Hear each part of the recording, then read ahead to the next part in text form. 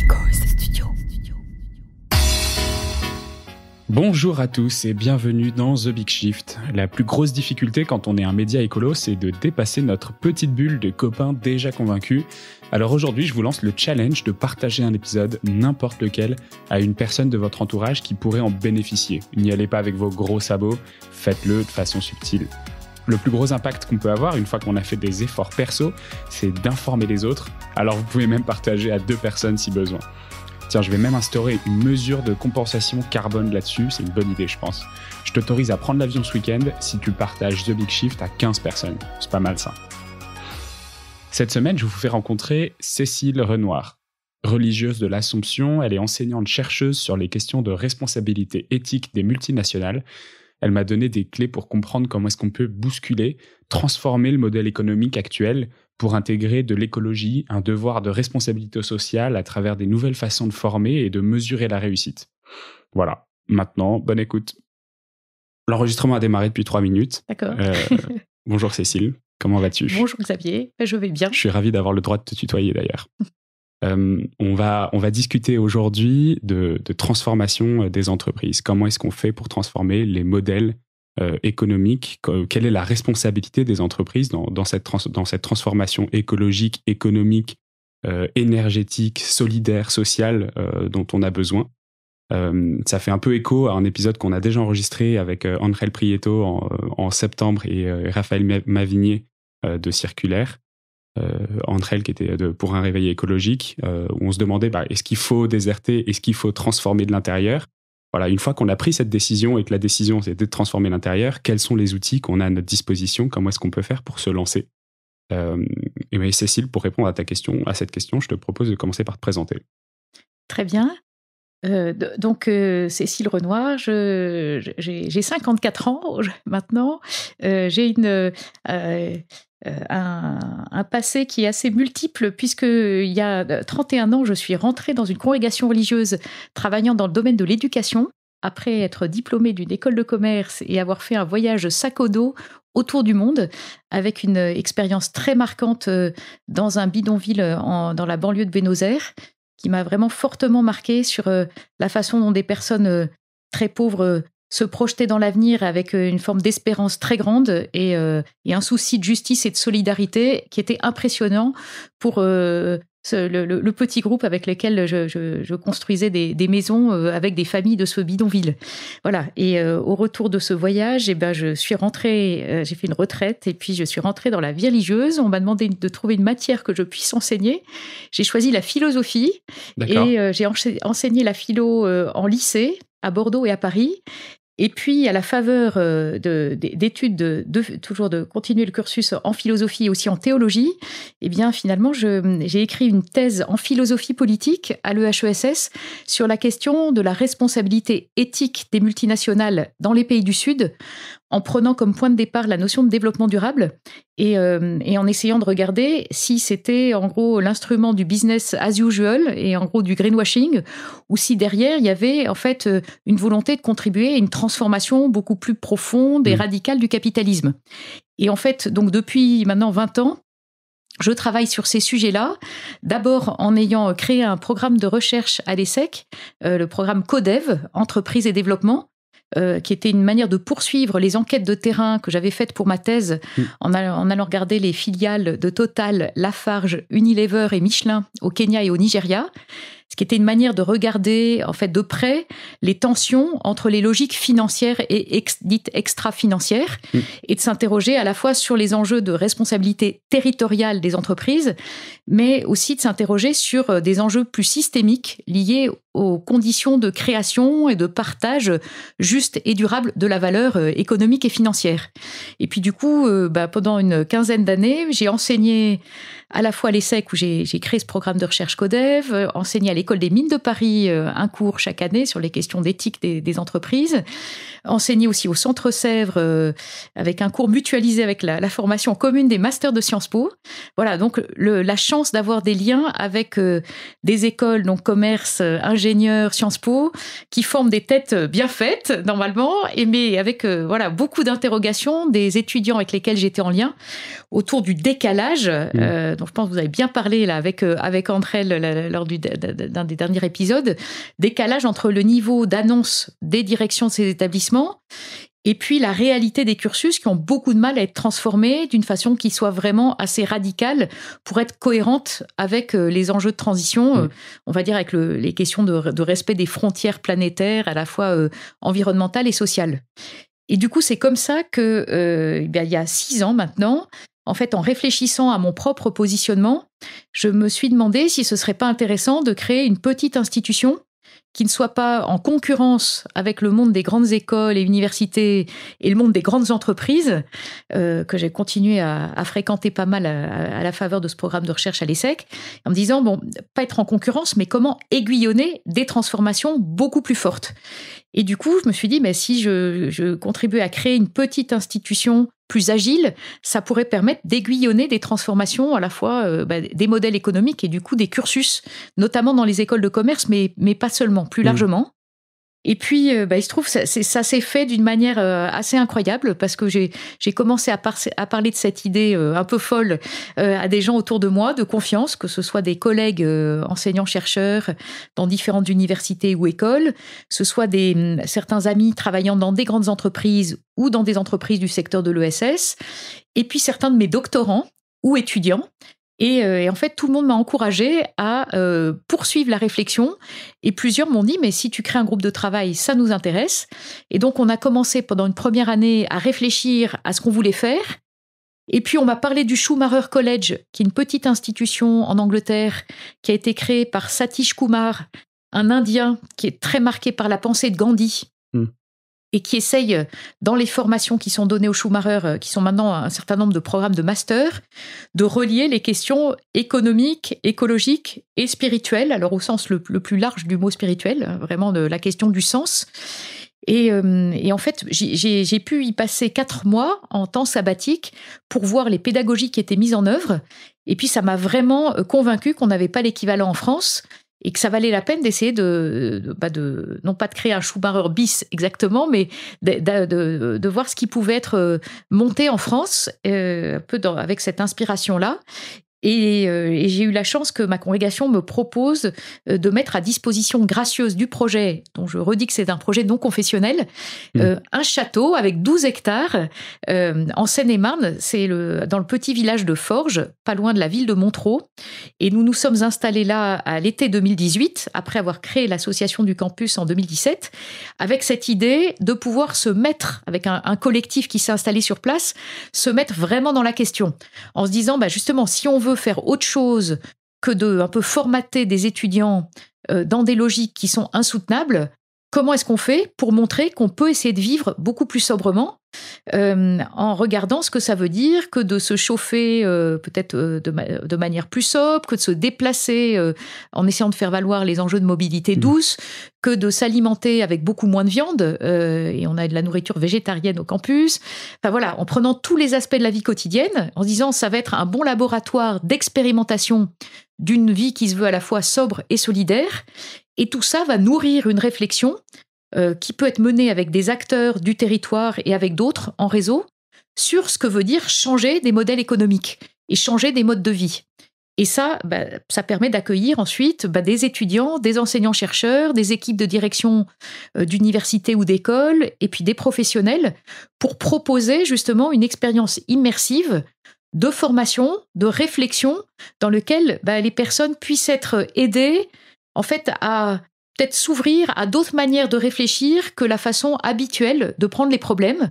Et souvent, quand on est dans un lieu qui permet de se projeter un peu différemment ou qui peut peut-être dérouter un petit peu, en tout cas faire une expérience, on fait un pas de côté, peut aider en fait à réinvestir son propre présent avec un autre regard. Donc c'est ce qu'on essaye de faire au campus, et c'est vraiment une aventure collective passionnante. Donc à la fois, je résume en disant, c'est un écolieu, un éco-campus, donc qui vise à accueillir des gens qui viennent et qui passent un temps plus ou moins long, mais souvent assez court, dont on espère qu'il soit transformateur, et puis on est aussi un acteur en réseau, justement, avec des entreprises, avec des institutions d'enseignement supérieur, avec des collectivités territoriales, et avec cette conviction très forte que sur ces sujets de transition, personne n'a la solution tout seul, et que donc il s'agit bien de relier les efforts des uns et des autres et pour pouvoir transformer l'essai et à la bonne hauteur. Voilà. Merci beaucoup. On a dit beaucoup de choses déjà. Alors, on a parlé effectivement de cette première partie de ta vie, mais qui n'est pas du tout terminée sur la recherche, sur la responsabilité systémique des entreprises, et du coup, la création de ce campus de la transition, dont on va reparler un petit peu après, je pense. Avant ça, une question que d'habitude je pose au début, mais je me disais que ça pouvait être intéressant d'avoir ta présentation en amont, mais à la lumière de ça, quel est ton point de vue sur la situation, sur la responsabilité des entreprises? Qu'est-ce qui t'a poussé à faire ces recherches et donc spécifiquement sur ces grandes multinationales que tu as citées tout à l'heure, notamment en Afrique, mais sur toutes les autres entreprises? Qu'est-ce qui t'a poussé à te dire qu'il y a un changement de modèle nécessaire? Quel était le constat et quelle est la situation actuelle? Je pense que le constat, c'est toujours un accroissement des inégalités phénoménal à travers la planète. Alors, ça n'empêche pas qu'un certain nombre de personnes, grâce à ce qui a été développé par des gens très créatifs, des gens qui vivent mieux, voilà. Et si c'était pas le cas, je pense qu'on aurait quitté les systèmes capitalistes depuis longtemps. Donc, il a eu des vertus, au moins parce qu'il a amélioré les conditions d'hommes et de femmes à travers la planète sur un certain nombre d'aspects, voilà. Et en même temps, voilà, et très vite.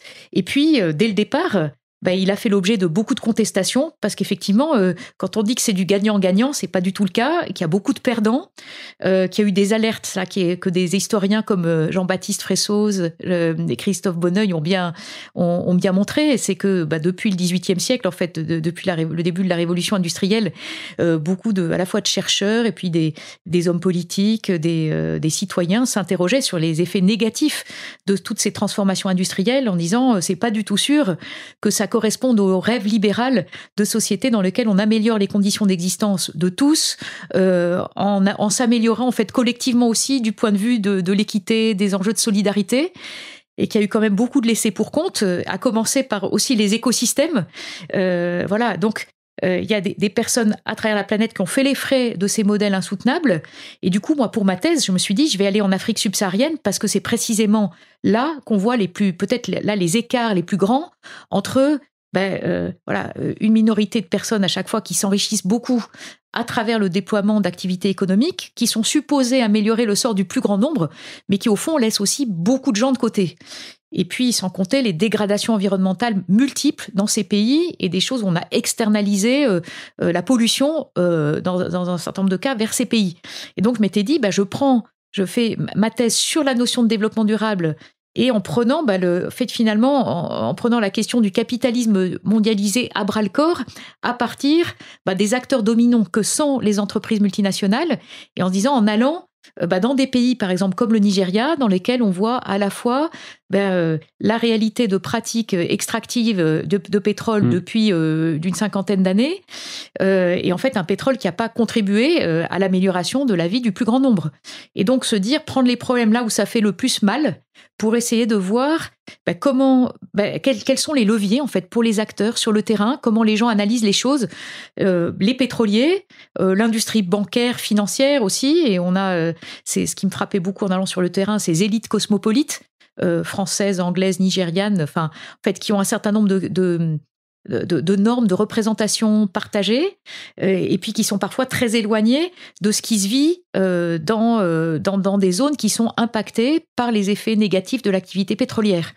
Et du coup, je me suis dit, regardons ça de près, voyons tous ces points de tension pour essayer de voir aussi qu'est-ce qu'on peut changer. Et avec toujours cette interrogation pour savoir qu'est-ce qui est à la mesure des gens qui sont dans les entreprises et qu'est-ce qu'elles ne peuvent pas faire. Et en fait, dans ma thèse, il y avait toute une analyse des contraintes systémiques pour ces entreprises qui passent par des enjeux à la fois économiques et financiers et politiques.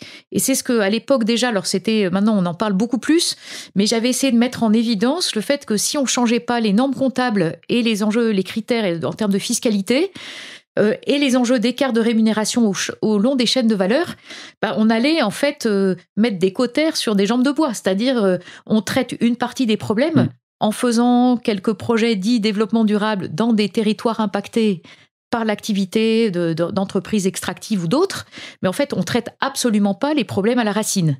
Et donc, moi, l'intuition initiale, c'était de se dire, au fond, comment ces entreprises assument une responsabilité, ce qu'elles disent vouloir assumer, est-ce que c'est à la hauteur ? Et en fait, essayer de montrer qu'il ne suffit pas de les inciter à changer, il faut les contraindre, il faut changer des règles du jeu. Donc pour ça, l'État a un rôle à jouer dans la responsabilité des entreprises. Exactement, et un rôle fort. Et l'État, aussi les institutions internationales, parce qu'on sait bien qu'il y a un certain nombre de choses qui ne dépendent pas que de l'État français ou même de l'Union européenne, et que pour faire changer les choses, il faut des transformations structurelles à l'échelle mondiale. Et alors, par exemple, quid de la loi sur les entreprises à mission, par exemple ? Est-ce que c'est quelque chose qui est fondamentalement une illusion ou est-ce que c'est une bonne représentation de ce qui pourrait être une solution ? Alors, il y a toujours une manière de voir les choses. On peut se dire c'est le verre à moitié vide ou à moitié plein. Moi, j'ai tendance à le voir quand même à moitié vide pour dire les choses, mais je reconnais que c'est aussi un pas. Et que ceux qui sont derrière cette transformation juridique, et en tout cas les enseignants-chercheurs que je connais qui travaillent là-dessus, sont très convaincus. Et pour eux, ça participe d'une stratégie qui permet de faire évoluer le droit petit à petit, et en disant que, il y a toujours différentes stratégies possibles entre une perspective plus en rupture et une perspective davantage réformiste. Alors, moi je pense que il faut. On peut peut-être rappeler d'ailleurs ce que c'est qu'entreprise à mission, en fait, si tu peux. Alors, le terme d'entreprise à mission, il est issu de la loi Pacte, qui est une loi de 2018. En fait, ce qui est intéressant, c'est de voir comment elle se situe dans le prolongement de recherches qui ont été menées par des praticiens et par des chercheurs depuis un certain nombre d'années, justement pour essayer de faire en sorte de mieux faire converger les enjeux financiers et économiques et puis les enjeux sociaux, environnementaux et de gouvernance. Alors, il se trouve qu'il y a déjà depuis en fait un siècle et demi un certain nombre d'entreprises qui sont les entreprises dites aujourd'hui du secteur de l'économie sociale et solidaire qui avaient essayé avec le mouvement coopératif déjà de proposer d'un point de vue juridique une organisation dans laquelle on ne soit pas les entreprises qui soient créées par des personnes ne soient pas dépendantes uniquement d'un actionnariat extérieur, mais dans lesquelles les gens qui créent l'entreprise puissent être porteurs d'une voix déterminante par rapport au devenir de ces activités économiques. Et puis c'est vrai que la manière dont les choses se sont développées, et avec le droit, que ce soit d'ailleurs le droit anglo-saxon ou le droit français depuis 2 siècles, a créé des dispositifs qui permettaient de sécuriser les personnes qui mettaient des financements pour éviter qu'elles portent tous les risques. Ça soit aussi des risques qui soient assumés par les structures juridiques, mais on a fini par créer des entités avec une personnalité morale, comme on dit, qui étaient donc des disjointes de ceux qui créent l'entreprise. Donc il y avait, on voyait bien que c'était pour permettre d'investir plus massivement et de déployer des activités plus rapidement. Mais le revers de la médaille, c'est que ça a créé en fait aussi beaucoup on pourrait dire de dysfonctionnement et empêché ceux qui étaient contributeurs de l'activité de l'entreprise, notamment dans ces grandes entreprises qui se sont développées depuis 2 siècles, empêcher les travailleurs d'avoir une voix justement par rapport au devenir de cette entreprise, et eux étant souvent moins protégés que d'autres. Donc, il y a toutes ces luttes sociales qui ont conduit à essayer de faire évoluer le droit. Donc, c'est ça qui est compliqué, parce que quand on parle du droit appliqué à l'entreprise, en fait, il y a de multiples droits qui s'appliquent. Droit de la concurrence, de la consommation, droit des sociétés, droit du travail. Voilà. Alors, la loi Pacte, elle a essayé de réfléchir en se disant, notamment sur la question de la définition de la société commerciale et donc de toute entreprise. Alors, c'est intéressant de voir que ça a été pas mal de débats en amont de la loi Pacte. Et il faut aussi reprendre ça parce que c'est quand même intéressant pour voir comment les choses quand même ont été mis au devant de la scène, de dire finalement l'entreprise n'est pas définie dans le droit, ni français d'ailleurs, ni anglo-saxon. C'est la société commerciale qui est définie et alors on caricature souvent la définition. Alors en France, c'est dans les articles 1832 et 1833 du Code civil. Et en fait, on nous dit souvent, en fait, les actionnaires sont propriétaires de l'entreprise. Et en fait, tout ça, en rigueur de terme, c'est complètement faux, parce que les actionnaires, ils ne sont que détenteurs de parts de la société commerciale. Voilà, donc déjà, ça réouvre les choses et ça permet de s'interroger sur justement qu'est-ce qu'une entreprise et de se dire peut-être qu'il faudrait justement définir en droit l'entreprise. Et du coup, dans l'article 1832 du Code civil, qui finalement, celui-là n'a pas été transformé dans la loi Pacte, puis je vais arriver aux entreprises à mission, je ne les oublie pas. L'article 1832 du Code civil, il dit il y a des associés qui se mettent ensemble pour faire du profit. Et il y a un certain nombre de personnes qui, depuis une vingtaine d'années, ont réfléchi pour proposer une transformation de la définition, justement, de la société commerciale et du rôle de l'entreprise, en disant, en fait, on devrait mettre en avant le fait qu'une entreprise, c'est un projet collectif, financé au moyen du profit, et dont on doit vérifier que son activité est compatible avec l'intérêt général. Et on pourrait dire, aujourd'hui, si on s'intéresse aux frontières planétaires, sociales, environnementales, on devrait vérifier que l'activité de l'entreprise, elle permet de respecter ces frontières planétaires. Une entreprise doit contribuer à l'intérêt général ou peut contribuer à l'intérêt général. Voilà. Alors, du coup, et on retrouve la loi Pacte, parce que la loi Pacte, du coup, a fait, à mon avis, c'est une cote un peu mal taillée. C'est déjà, on dit dans l'article 1800, on a revu l'article 1833 du Code civil en disant que l'entreprise doit considérer les enjeux sociaux et environnementaux. Donc, voilà, on revient, on n'est pas encore à dire l'entreprise doit systématiquement, on doit lui demander de rendre des comptes de la façon dont elle contribue à cet intérêt général, compris social et environnemental. Donc c'est pour ça que, et du coup dans la loi Pacte, il y a cette possibilité pour des entreprises qui le souhaitent de demander à être considérées comme des entreprises à mission, c'est-à-dire elles définissent leur mission, qui correspond justement à une mission à vocation d'intérêt général, social et environnemental. Et puis, elles doivent créer un comité de mission avec des personnes tierces qui doivent vérifier qu'elles répondent à leur mission. Donc, on voit bien qu'on est quelque chose qui est toujours un engagement volontaire d'entreprise qui les contraint, mais on n'est pas du tout dans une contrainte qui s'applique à toutes les entreprises. Or, malheureusement, la situation, on voit bien aujourd'hui qu'elle est gravissime, et que, moi je dis souvent que les entreprises font partie du problème et doivent faire partie de la solution. Et pour qu'elles fassent partie de la solution, il faut que ça soit pas seulement celle qui ait envie d'en faire partie, qui s'implique, et fortement, mais il faut que toutes les entreprises soient mises à contribution de manière, et donc ça veut dire harmoniser les règles du jeu. Oui, mais c'est très dur ce que tu dis, parce que ça veut dire que n'importe quelle entreprise qui n'a pas une activité de cœur de métier qui est au moins non impactante négativement de l'environnement, de la biodiversité, de l'environnement social, etc., ne devrait pas exister ou devrait être retoqué par l'État lors de sa création, si l'objet social n'est pas le bon. Oui, et en fait, si on regarde les choses avec un peu de lucidité, on se dit que, voilà, il y a aussi, c'est vrai, une conscience progressive du fait qu'un certain nombre d'activités économiques qui paraissaient contribuer au développement. Alors après, on pourrait parler de ce qu'est le développement, mais voilà, au moins un développement de l'activité économique, créer des emplois. A priori, quand même, quand une entreprise se crée, elle est supposée avoir une certaine utilité sociale.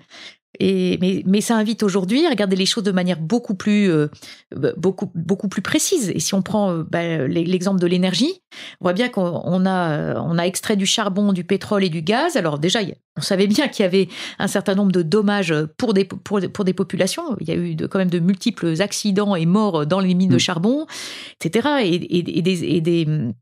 des accidents, des pollutions qui existaient. Mais la contribution très problématique des entreprises à l'augmentation, des énergéticiens à l'augmentation des émissions des gaz à effet de serre, ça, il y a eu cette conscience de plus en plus forte, elle peut nous faire dire aujourd'hui qu'en fait, c'est ce qu'a dit Guterres à l'entrée de la COP27, c'est en fait soit on est dans des logiques de coopération et donc de changement, et de changements qui nous appellent à des transformations très radicales, soit on est dans des attitudes de suicide collectif. Et c'est aussi grave que ça. Donc voilà, ça devrait nous demander collectivement de changer les règles du jeu. Et tout le monde, de ce point de vue, tout le monde a un intérêt bien compris à moyen terme à faire en sorte que pour ceux qui ont des enfants, en pensant aux générations futures, que leurs enfants et leurs petits-enfants ne soient pas dans une planète invivable. Après, il y a sans doute des personnes qui ont trop à y perdre à court terme. Et c'est pour ça que ça invite quand même à se demander qui est perdant là-dedans et à se dire que les perdants, certes, il y a les gens très riches qui vont y perdre, mais il y a aussi des gens très pauvres et très vulnérables qui sont déjà soumis à une double ou une triple peine.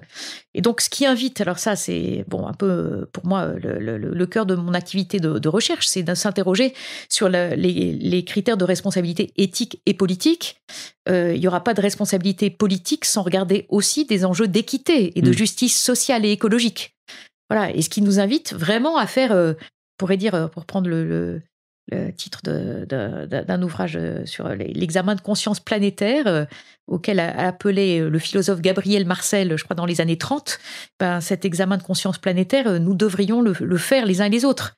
Et en nous disant que nous n'avons pas tous les mêmes responsabilités parce que nous ne sommes pas positionnés également les uns et les autres dans les chaînes, dans ce que la philosophe Iris Young appelle les chaînes de connexion sociale. C'est-à-dire qu'on n'a pas tous la même possibilité d'action.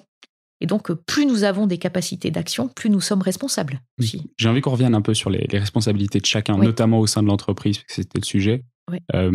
Mais avant ça, il y a 10 ans, tu as publié 20 propositions pour réformer le capitalisme. Donc, tu parlais tout à l'heure de changer les mentalités au sein des entreprises, de changer la façon dont les indicateurs qu'on a aujourd'hui. Dans ces 20 propositions, en fait, est-ce qu'il y a des nouveaux indicateurs à suivre? Qu'est-ce qu'on doit mettre en avant dans un objet social si on crée une nouvelle société? C'est quoi les nouveaux indicateurs à suivre? Alors si je reprends un peu la philosophie, si on peut dire qu'il y avait derrière les 20 propositions pour réformer le capitalisme, en fait, il y avait 2 types de propositions. On s'était dit, il y a la crise financière, il y a le risque d'une crise systémique planétaire. En 2012, voilà. Et 2012 et la première version des 20 propositions était en 2009. En fait, on a fait la version, la deuxième édition était, d'ailleurs, on avait essayé d'actualiser les choses en regardant ce qui avait été fait ou pas depuis la crise des subprimes de 2007-2008. Et puis, on avait intégré davantage les questions environnementales. Et on s'était dit, en fait, il y a donc 2 types de propositions. Des propositions qui sont davantage financières et des propositions de réforme du système financier, à plus court terme. Et puis, il y a un certain nombre d'autres propositions qui s'inscrivent dans le plus long terme en se disant comment est-ce qu'on fait pour que la finance soit vraiment au service de l'économie réelle, et l'économie réelle intégrée, en prenant l'idée d'encastrement chère à Karl Polanyi, par exemple, encastrée dans la société et dans les milieux vivants. Et donc on avait essayé de jouer là-dessus en s'interrogeant sur des bons indicateurs. Alors, il y en a un qui touchait vraiment beaucoup aux critères de partage de la valeur économique et financière.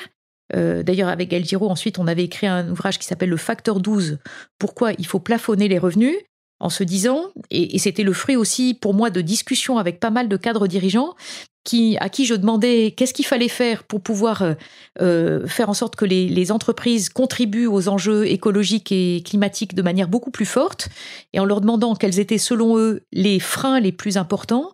Et beaucoup me disaient qu'ils trouvaient que la question des revenus, des échelles de rémunération, était un vrai obstacle. C'est-à-dire que pour ceux qui ont l'habitude de gagner beaucoup, d'avoir une partie de leur rémunération qui dépend, si je vais jusqu'à ce qui est absolument caricatural, mais de se dire que certains directeurs financiers, directeurs fiscaux recevaient une rémunération d'autant plus forte qu'ils faisaient qu'ils réussissaient à faire de l'optimisation fiscale, ça veut dire que c'est du pouce au crime. Ça veut dire que, moins les entreprises payent à l'État, plus les gens dans l'entreprise sont rémunérés. Enfin, c'est aberrant au regard de ce que doit être un juste partage de la valeur créée par l'entreprise, qui bénéficie des services publics, qui doit donc rendre aussi à l'État et aux États dans lesquels elles opèrent une partie de l'argent de la valeur qu'elles créent. Et donc on voit bien ces aberrations et donc la nécessité de travailler sur des indicateurs comme la question des écarts de rémunération en disant ça peut se prendre de différentes manières. On pourrait espérer qu'on revienne à un peu de sens, je ne sais pas comment on dit en anglais, on dit le common decency, là, de dire que quand il y a des gens qui gagnent, déjà de gagner en un mois ce que d'autres gagnent en un an, facteur 12, c'est ça. Et dans le CAC 40, on peut être autour de facteur 300 ou 400. 300, et parfois, j'avais lu au moment d'ailleurs de la crise des subprimes, qu'un patron de hedge fund aux États-Unis gagnait en moyenne 12 000 fois le salaire moyen de l'ouvrier américain. 12 000 fois. Donc, on n'arrive même pas à imaginer ce que c'est. Et il n'y a aucun critère éthique qui permet de justifier que ça soit un écart acceptable. Bon, voilà, donc on marche sur la tête. Et je rappelle toujours que dans les années 20, enfin 1920, J.P. Morgan disait que il estimait que l'écart maximal, selon lui, entre sa rémunération et la rémunération de la personne la moins bien payée dans son entreprise, c'était l'écart de 1 à 20. Voilà, donc on est vraiment on est dans des repères mouvants. Donc, il y a vraiment cette interrogation collective à avoir sur ces enjeux de partage de revenus et de rémunération. Et je pense qu'aujourd'hui encore, si on est dans une situation, enfin une poudrière sociale, le mouvement des Gilets jaunes, c'est aussi lié au fait qu'il n'y a aucune raison pour que les gens qui soient plus vulnérables, on leur demande de faire en plus d'efforts proportionnellement que les autres. Voilà. Après, il y a un autre indicateur qu'on a créé, qu'on avait aussi construit avec El Giro et avec d'autres chercheurs à la faveur d'enquêtes que j'avais menées dans différents pays pour regarder les effets de l'activité d'entreprise sur le développement territorial. C'était mettre l'accent sur la question de la qualité relationnelle, sur la qualité du lien social. Et ça, en fait, je pense que c'est du bon sens. Je crois que si je t'interrogeais pour te demander qu'est-ce qui compte le plus dans ta vie pour que ça soit une vie réussie, il y a de fortes chances que tu me dises que dans ce qui compte pour toi, il y a la relation avec tes proches, il y a le fait de pouvoir se sentir, de pouvoir aller dans la rue et de sortir en se sentant en sécurité, en relation cordiale avec les gens que tu croises, voilà, avec un certain niveau de confiance envers ce qui se passe dans le pays dans lequel tu te trouves, et même en espérant que ça se passe aussi à l'échelle internationale. Et tout ça, c'est lié. Donc, la qualité des relations, c'est peut-être, quand on parle de développement, ce qui compte le plus dans nos existences. Et c'est ce qui est le plus difficile à quantifier. C'est ce qui est le plus difficile à quantifier. C'est une vraie gageure. Et puis, ça a beau être du bon sens. En fait, le bon sens n'est pas toujours si partagé que ça, puisqu'on a estimé que la priorité des priorités pour les entreprises, c'était d'optimiser, de maximiser le profit pour les actionnaires. Et en fait, moi, ce à quoi j'ai essayé de réfléchir, c'est de se dire, en fait, c'est du bon sens, mais on devrait estimer que ce qui relève de la responsabilité systémique de l'entreprise, c'est de créer de la valeur, mais d'une manière qui soit cohérente dans le respect des frontières planétaires, en maximisant sa contribution au lien social et écologique, et tout ça au moyen du profit. Évidemment, il faut que les entreprises, hors des entreprises très particulières, dans des secteurs dans lesquels on sait qu'elles ne peuvent pas vraiment pas être profitables, normalement, une entreprise, on doit s'arranger pour qu'elle soit pérenne. Donc, le profit est un moyen, mais le profit est un moyen, justement, nécessaire, mais au regard d'un objectif qui est autre chose. Oui, j'ai une entreprise qui a fait faillite, qui a changé le monde, ça c'est sûr. Voilà. Et du coup, si on mettait en avant donc ce critère de capacité relationnelle, alors du coup, on a construit cet indicateur de capacité relationnelle qui permet de mettre, comme tout indicateur, il est forcément frustre. Un indicateur quanti, il demande toujours à être accompagné d'analyses qualitatives beaucoup plus fines, mais dans un monde, comme dit Alain Suppiot, qui est régi la gouvernance par les nombres, où les chiffres parlent, on a besoin de KPIs, là, les Key Performance Indicators. Les entreprises pilotent à partir d'indicateurs chiffrés. Et c'est sûr que, par exemple, quand on regarde aussi l'empreinte carbone, qui est un autre indicateur absolument clé, il faut pouvoir mesurer, quantifier. Donc, l'indicateur de capacité relationnelle, il essaye d'une certaine manière de subvertir un peu cette culture du chiffre en disant, il y a aussi besoin de regarder ce qui est de l'ordre de la qualité des relations. Et en fait, en aidant les entreprises à se dire que, au fond, entreprises et pouvoir public, réviser ce qu'on met derrière le terme de développement, et en disant le développement, il est qualitatif avant d'être une question de croissance quantitative de matière, de ressources, de richesses. Et je dis ça en étant très consciente qu'on est dans un monde à 8 milliards d'habitants et dans lequel, justement, il s'agit d'améliorer la qualité de vie pour tous, ce qui suppose sans doute d'être sur des logiques, et ce qui rejoint la nécessaire révision de nos indicateurs pour faire en sorte que l'indicateur comme celui de la croissance soit revu complètement. Et donc, toute cette réflexion sur les indicateurs alternatifs de bien-être, dont fait partie l'indicateur de capacité relationnelle, c'est une manière d'essayer de regarder les réalités avec d'autres lunettes. Et c'est là où j'évoquais la nécessité de transformer les règles du jeu à grande échelle. C'est que tout ça, c'est très bien que des entreprises s'engagent volontairement à le faire. Et là, je pense qu'il peut y avoir beaucoup d'innovation et de créativité là-dedans. Mais c'est aussi très important qu'il y ait du plaidoyer pour transformer les règles du jeu. Parce que sinon, en fait, le problème, c'est qu'elles risquent d'être un peu mangées par des logiques beaucoup plus cyniques et très court-termistes.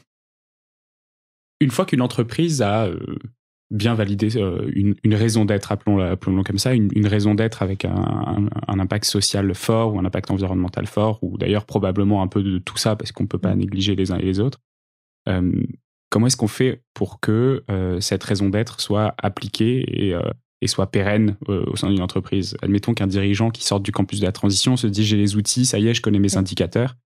Comment est-ce qu'on embarque une entreprise dans cette transition? Oui, merci pour ta question, parce que je pense qu'elle met bien le doigt sur le fait qu'on a besoin de normes, mais on a aussi besoin de récits qui embarquent. On a besoin des convictions des personnes. Et là, je peux juste mentionner le parcours des 6 portes du manuel de la grande transition, qui est un ouvrage collectif qui, au départ, avait été demandé par la ministre de l'Enseignement supérieur et qui nous a demandé au campus, au bout d'1 an d'existence, de travailler avec des enseignants-chercheurs, mais aussi avec des étudiants, notamment du Mouvement pour un réveil écologique, et puis quelques praticiens aussi d'entreprise, travailler un socle commun de connaissances et compétences pour la transition. Et il se trouve que, du coup, on a essayé de réfléchir en déplaçant un peu nos manières habituelles de regarder, notamment le fonctionnement des entreprises, et en se disant, finalement, pour arriver à changer les choses au bon niveau, on a besoin de portes d'entrée complémentaires. Donc, je nomme ces 6 portes. Alors, on a utilisé des termes grecs qui correspondent aux mots grecs qu'on trouve dans les mots économie et écologie. Donc, c'est-à-dire le mot oikos, nomos, logos. Et puis, on a rajouté 3 mots que sont ethos, praxis et dynamis. Alors, j'en dis un mot en faisant le lien avec les enjeux de transformation des entreprises. Oikos, c'est le diagnostic. En fait, c'est dire qu'est-ce qui se passe aujourd'hui sur la planète Terre. Voilà, c'est les COP successifs chaque année qui nous disent, avec des experts qui tirent la sonnette d'alarme, et aussi Guterres, des agences internationales comme l'ONU qui disent c'est gravissime, allons-y. Donc diagnostic, science du climat, science du vivant, science de l'ingénieur. Comment est-ce qu'on fait? Et reconnaissant qu'on a une planète en commun et qu'on n'a pas de planète B. Ce qui veut dire qu'ensuite, il y a la porte ethos, c'est de se dire quelle réflexion éthique pour tout ça. Et notamment, comment ça va aiguillonner une réflexion sur la responsabilité des acteurs économiques. En disant, tout ne peut pas venir que de la réglementation des pouvoirs publics. Et il y a d'ailleurs aussi un problème énorme du fait que les entreprises font plein de lobbying, qui veut dire que ça empêche de changer un certain nombre de choses.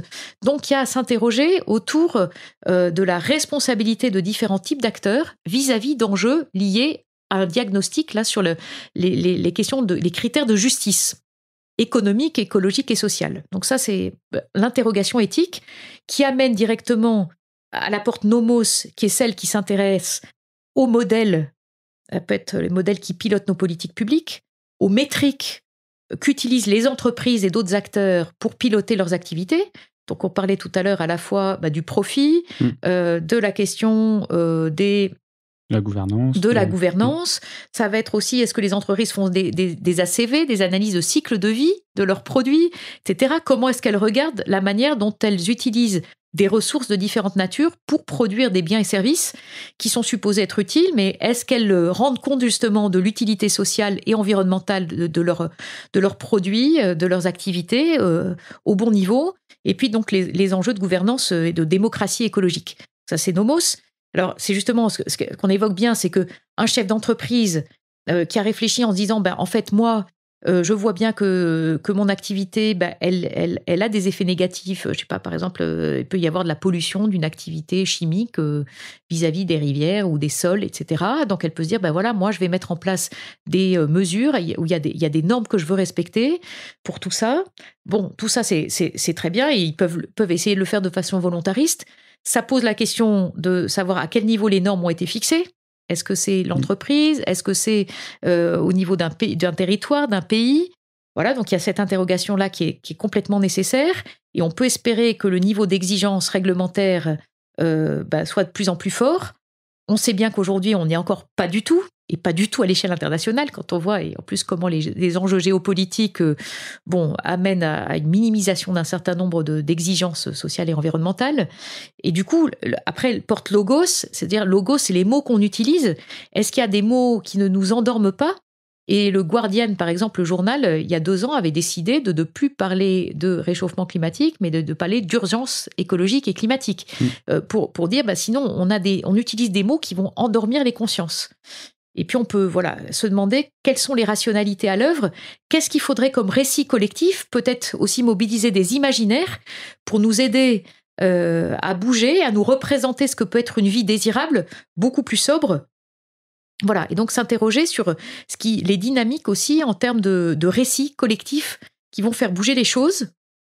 Ce qui amène ensuite à se dire, comment ça se passe du côté de l'action. Donc ça, c'est notre porte-praxis. Se dire, quelles sont les bonnes échelles de l'action. Et a priori, on se dit, il n'y a pas une échelle à valoriser indépendamment des autres. Il s'agit de s'interroger à ce que peut faire une entreprise, par exemple, à une échelle d'un territoire. Il y a ces pôles, en France, ces pôles territoriaux de coopération économique qui ont pu permettre de mettre ensemble des pouvoirs publics, des entreprises classiques, des entreprises sociales, des associations, des citoyens, pour pouvoir essayer de faire bouger les choses sur un territoire donné. Mais on voit bien que ça suppose aussi être articulé à une échelle nationale et internationale. Voilà, donc il y a cette réflexion-là, et avec des nécessaires coalitions ou alliances multi-acteurs pour permettre d'essayer de transformer les choses. Et puis se pose aussi la question de la violence possible et des moyens d'action. Et ça, je pense qu'aujourd'hui, c'est une vraie interrogation aussi pour les entreprises, de se dire, si on veut changer les trajectoires, est-ce qu'on peut y arriver sans mobilisation forte, y compris d'acteurs de l'entreprise au sein de leur propre entreprise, et puis de se dire, est-ce que le rôle des syndicats, le rôle peut-être idéalement des associations patronales, pour justement pousser très fortement à des changements de règles du jeu. Et donc tout ça amène à la 6e porte, qui est la porte dite d'Unamis, qui en fait permet de revenir à la question des motivations internes d'individus ou de groupes, en se disant, en fait, on n'y arrivera pas s'il n'y a pas des motivations extrêmement fortes. Et on voit bien que c'est parce que il y a des Greta Thunberg d'un côté, des gens très volontaristes parmi certains chefs d'entreprise. Je pense là à ceux qui ont développé des marques, justement, qui essayaient un peu de subvertir la logique des marques habituelles en intégrant des critères beaucoup plus exigeants d'un point de vue social et environnemental. C'est bien parce qu'il y a des gens qui sont très très motivés de l'intérieur que ça bouge. Et donc, puis il y a tous ces phénomènes d'éco-anxiété. Et donc, comment est-ce que nous faisons collectivement pour affronter nos émotions et pas faire l'autruche? Et ça, je pense que pour un chef d'entreprise, aujourd'hui, en termes de management, on ne peut pas ne pas s'intéresser à la question des compétences et et peut-être des vertus managériales nouvelles à acquérir.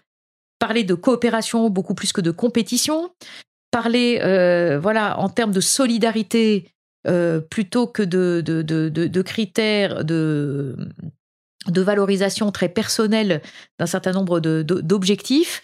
Il y a vraiment à revoir nos critères de valeur personnels et collectifs. Fondamentalement, en fait, les 2 objectifs à abattre, ce serait l'individualisme et le profit à tout va.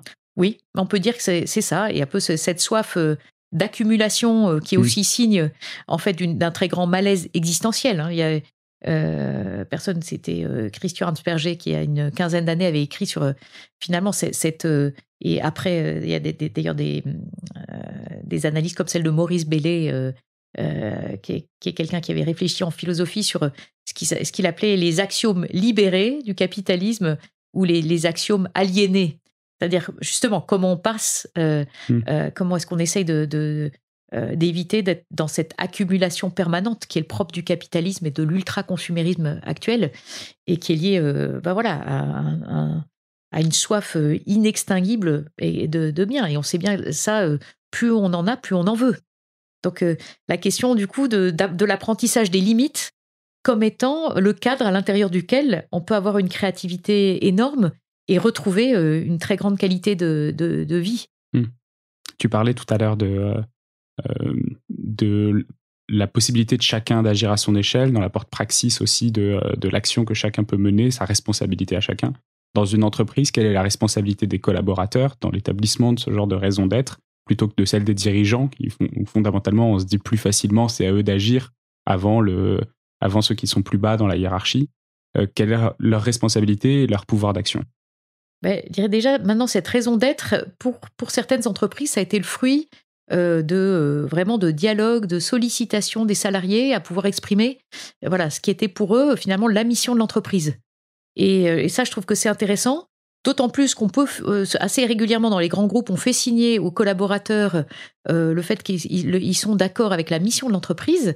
Et ça, j'avais discuté une fois ou l'autre avec des juristes qui disaient que ça serait aussi intéressant de voir quel levier ça peut donner à des collaborateurs de saisir en fait l'entreprise en disant vous n'assumez pas réellement la mission pour laquelle ou la raison d'être à laquelle vous vous engagez. Et donc, on peut espérer que là, il y a d'un point de vue interne ou d'un point de vue externe, des leviers possibles pour demander à ces entreprises de rendre des comptes. Que sinon, c'est toujours les garde-fous finalement de la raison d'être. Voilà. Après, je pense qu'il y a ce que certains appelaient l'activisme interne, le corporate tracking. L'engagement actionnarial. Voilà, l'engagement actionnarial. Et puis des salariés qui font de l'interpellation en interne, se relient, alors qu'ils appartiennent parfois à différents départements de l'entreprise, et sont des gens qui parfois rongent leurs freins parce qu'ils trouvent que les choses vont pas du tout assez loin, vont pas assez vite. Ils sont critiques d'un certain nombre de ce qu'ils conçoivent comme des dysfonctionnements liés souvent à un cloisonnement très fort de la marche de l'entreprise. Et donc des gens qui essayent de faire bouger en interne.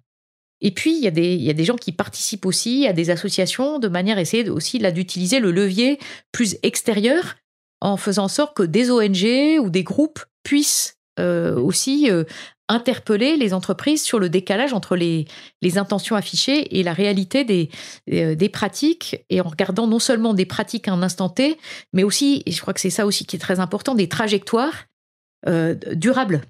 Et du coup, l'interpellation, et il faudrait que ce soit le cas dans les assemblées générales d'actionnaires, c'est de demander aux entreprises de rendre des comptes de la trajectoire en termes de réduction de l'empreinte carbone.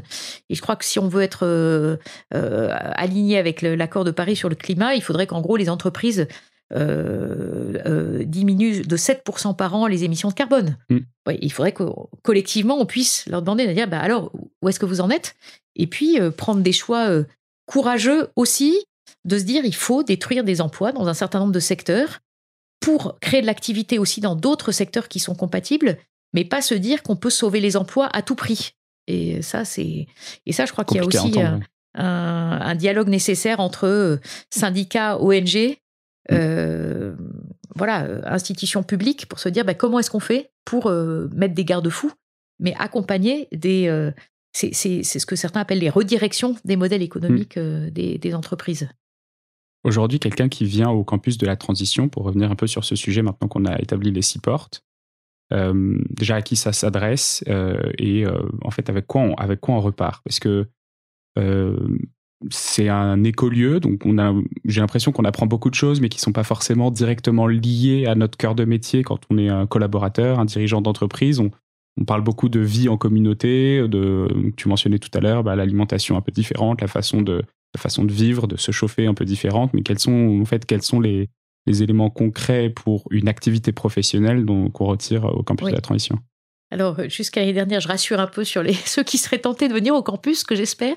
Il y a le chauffage il y a le chauffage à bois bûche, donc voilà, qui nous permet de voir très concrètement ce que ça veut dire que de se chauffer. Donc, il y a une vertu pédagogique, mais en même temps, voilà, c'est nettement plus agréable. Voilà, donc voilà. C'est aussi pour dire que voilà, il y a de la sobriété là, donc qui a été un peu contrainte pendant plusieurs années parce qu'on voulait pas utiliser la chaudière au fioul qui avait existé avant, mais c'était de se dire, en fait, il faut quand même pouvoir essayer d'être dans des logiques très sobres, mais quand même qui permettent de vivre correctement.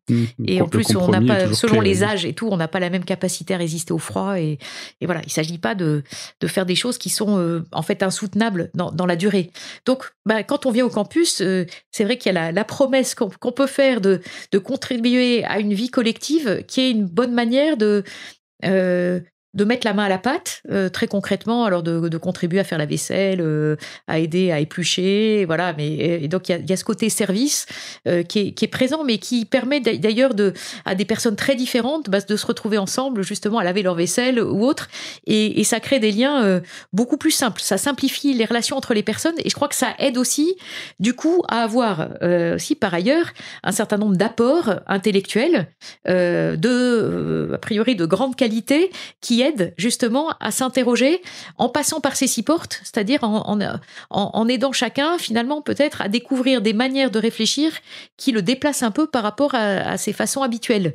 Et ça, je crois que cette perspective qui se veut à la fois réflexive, une interprétation de ce qui se joue, une réflexion donc assez dans lequel la dimension philosophique, éthique est importante, pas pour être dans quelque chose de très intellectuel, mais vraiment pour nous permettre de faire du lien entre nos activités professionnelles, nos vies personnelles, la question du sens de l'existence. Et ça, je pense que ce qu'apporte le campus, c'est cette capacité à relier les savoirs et les pratiques, à prendre un peu distance, à resituer, à mettre en perspective ce qui se vit et essayer de montrer comment il y a de l'outillage possible ensuite en termes de sciences de gestion, en termes de techniques de gestion, en termes de techniques d'outils de management pour pouvoir avancer ensemble d'une manière beaucoup plus fructueuse. Et donc, on met pas mal l'accent sur ce qu'on appelle donc une pédagogie tête-corps-cœur, en fait, qui permet de nous reconnecter à nous-mêmes, aux autres, à la nature, à la terre, très concrètement. Et ça, je pense que c'est il y a une vertu un peu apaisante aussi de cette expérience-là. Et puis, ça permet d'acquérir ce que l'OMS appelle les compétences psychosociales, ce que certains appellent les soft skills, c'est-à-dire, en fait, des compétences émotionnelles, relationnelles, qui nous aident finalement à vivre mieux et à aider à des dynamiques collectives plus positives. Et donc, il y a aussi, de ce point de vue-là, une réflexion sur les enjeux de facilitation, d'intelligence collective, de gouvernance adaptée à chaque institution. Donc, voilà, il y a une réflexion qui peut être plus technique, mais articulée avec une dimension plus transversale et en fait qui nous semble très fondamentale. Tu disais en introduction que le campus de la transition ne voulait pas être en concurrence avec des écoles d'ingénieurs, des écoles de commerce, des facs. Comment est-ce que ça pourrait être applicable dans des nouveaux cursus, ce que vous enseignez, ce que vous proposez? Moi, j'ai fait une école de commerce. Je suis d'ailleurs incubé dans cette école qui m'accueille pour lancer ma boîte de création de podcasts. Je sais qu'ils ont énormément évolué ces 10 dernières années.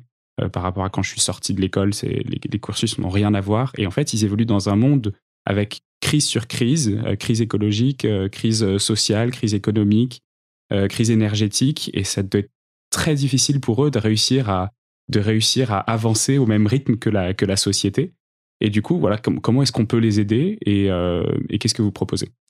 Oui, alors c'est vrai que les enjeux de réforme de l'enseignement supérieur, ils sont énormes, parce que c'est un peu comme les multinationales, ce sont des gros mammouths, et donc ou des gros paquebots, c'est peut-être une image plus heureuse pour dire en fait il y a une question de changement, d'inflexion de la trajectoire, et de manière vraiment, quand on parle parfois de conversion écologique, et c'est au sens de faire demi-tour sur certains aspects, c'est vraiment ça qu'il faut faire, donc intégrer des choses de manière différente. Alors on a en même temps qu'on travaillait à l'écriture du manuel de la grande transition, on a travaillé à l'écriture de petits manuels de la grande transition qui essayaient de décliner pour différentes disciplines, dont les sciences de gestion, les questions écologiques et sociales.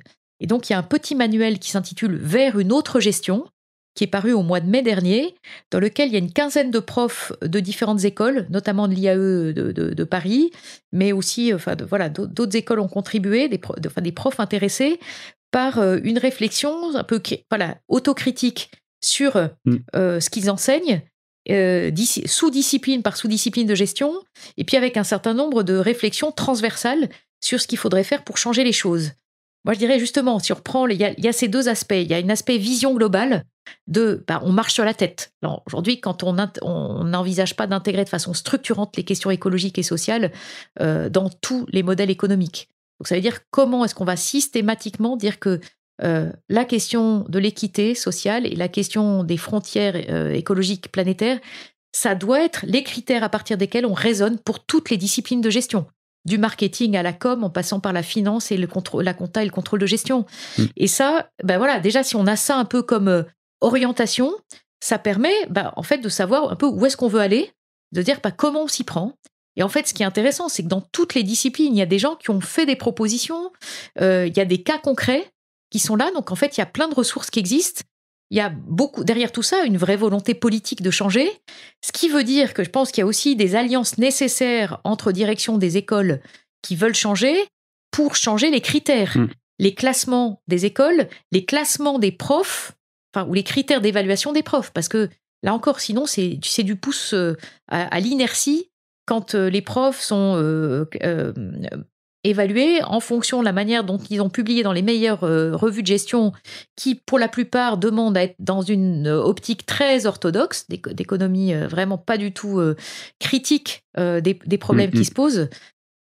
Et donc, il y a vraiment à valoriser différemment ce que les profs enseignent, la manière dont ils s'impliquent aussi dans des pédagogies renouvelées et la façon dont les établissements sont classés.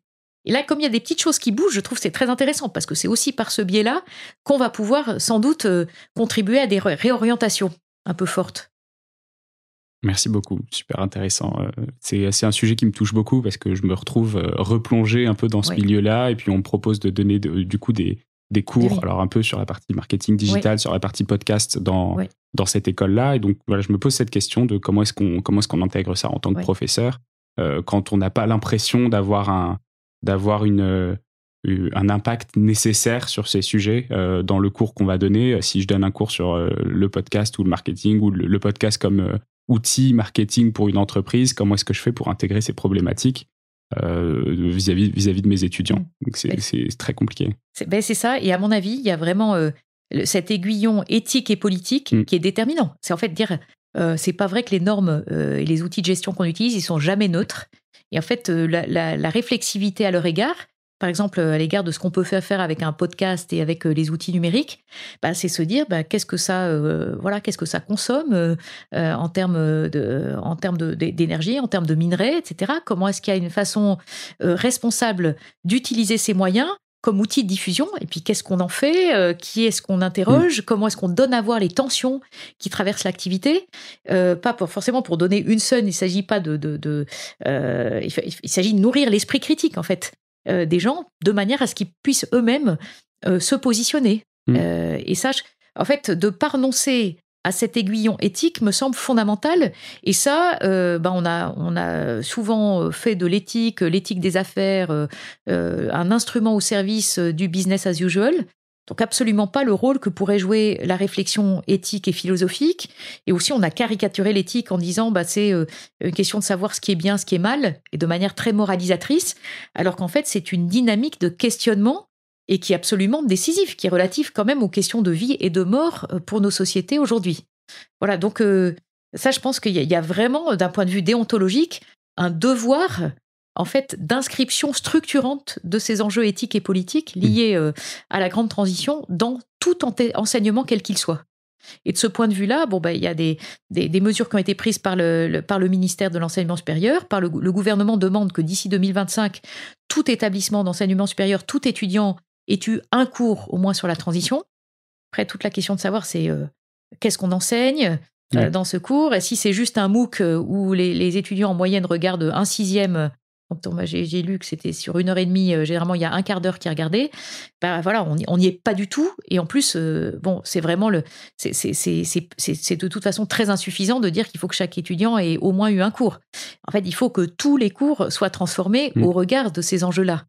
Mais il faut y aller avec détermination, puis en s'appuyant sur ceux qui veulent faire beaucoup plus, et en se disant que là aussi, peut-être que dans ce monde, il faut inverser la logique de la compétition en disant comment est-ce que coopération et émulation pour changer les choses de façon systémique. Et là-dessus, tu vois le verre à moitié vide ou à moitié plein?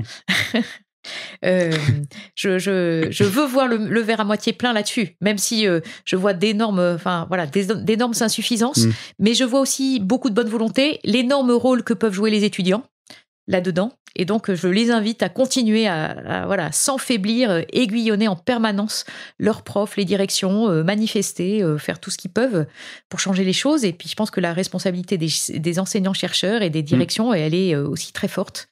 Voilà. Et oui, il faut y aller de tous. Merci beaucoup pour cette prise de recul. J'ai une dernière question qui n'est pas tout à fait en lien avec ce qu'on a évoqué jusqu'à maintenant. Une grosse partie de ta vie d'enseignante, de chercheuse est non confessionnelle. Mais j'aimerais revenir un peu entre ce rapport entre ta foi et l'écologie. Comment est-ce que tu les articules ? Comment est-ce que tu te ressens vis-à-vis de ça dans la société qui est très... dans la société dans laquelle tu te mouvoies, tu fais beaucoup de choses en extérieur par rapport à un certain nombre de congrégations ou d'autres religieuses qui restent plus cloîtrées. Comment est-ce que tu articules tout ça ? Je dirais ce qui me vient, c'est le fait de puiser à la source. Et que je crois que nous avons besoin dans nos sociétés de puiser à nos sources spirituelles. Elles sont diverses.